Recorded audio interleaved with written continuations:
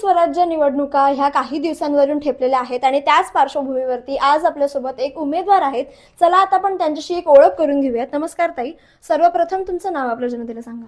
नमस्कार, मी सौ नेहा प्रवीण पडवळ. मी शिवसेना उद्धव बाळासाहेब ठाकरे पक्षाची अधिकृत उमेदवार. ताई, मतदारांना तुमचा प्रभाग कोणता तो सांगा. प्रभाग क्रमांक 17 यामधून मी निवडणूक लढवत आहे. निशाणी मशाल आहे माझी, शिवसेना उद्धव बाळासाहेब ठाकरेगड. मतदार राजाला काय आव्हान कराल?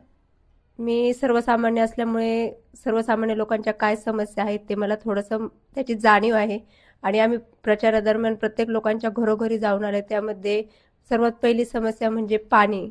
लोकांना पाण्याची खूप समस्या आहे. पाण्यानंतर कचरा.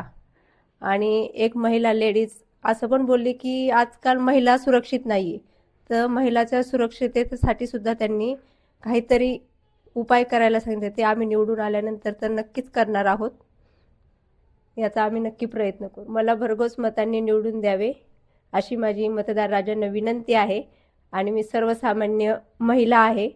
मी घर सांभाळून, मुलं सांभाळून सगळं काम करत आहे आणि आता लोकांच्या सेवेसाठी निवडणूक रिंगणात मी उभी आहे.